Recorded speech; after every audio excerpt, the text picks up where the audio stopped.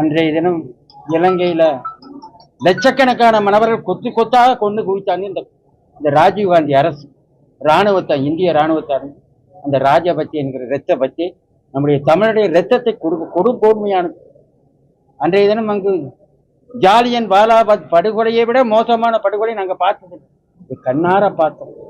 யாரும் அதை கண்டிக்கல, ஒன்றும் செய்யல. நம்முடைய தொப்புள் உறவு கொடிகள், நம்முடைய தமிழர்கள் செத்து முடிந்தார்கள், அவர்களுக்காக யாரும் கண்ணீர் சிந்தல. ராஜீவ்காந்தி அரசு தான் செஞ்சிச்சு. நரேந்திர மோடி வந்தாரு, அவர்களுக்கு வீடு இழந்தவர்கள் வீடு கட்டி கொடுத்தாரு, அவர்களுக்கு எல்லா உதவியும் செய்தாரு. அது நெஞ்சை உருக்கி விட்டது. அதனால அவர் வருவார். அயோத்திக்கு ராமன் பக்தியா இருக்கிறார்.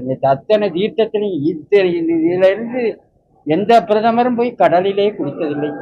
கடல்ல போய் குடிக்கிறாரு, சன்னியாசிட்டு ஆசீர்வாதம் வாங்குறாரு, எல்லா மக்களுக்கும் நல்ல காரியங்கள் செய்கிறார்.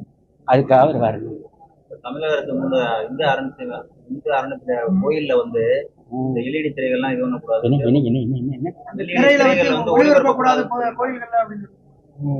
சொல்லிட்டு போறாங்க. இதை நடந்துட்டு தானே இருக்கு. கோயில செய்யாது என்ன, மக்கள் கூட இந்த எழுச்சி இல்லை. ஒண்ணு செய்யக்கூடாதுன்னா நம்ம மக்கள் செய்வார்கள். அதனால ஒன்று எழுச்சி போறோம். இந்துக்களுக்கு வந்து விரோதமா செயல்படுறதுன்னு நினைக்கிறாரு. ஐயா வேண்டாம், நான் நல்லா இருக்குது வேண்டாம். பிரதமர் வந்து ராமநாதபுரம் மாவட்டத்துக்கு வந்துட்டு போயிருக்காரு, அதை எப்படி பாக்குறீங்க? அருமையா நேற்று அவரை சந்தித்தேன். தேசத்தை அப்படியே பொழியுது. அவரு தான் ராமரே அவரை உட்கார வச்சுருவார். போங்கய்யா, யாரும் தடுக்க முடியாது. எதிர்த்து செயல்பட்டவங்க டெபாசிட் எழுந்துருவாங்க. போங்க.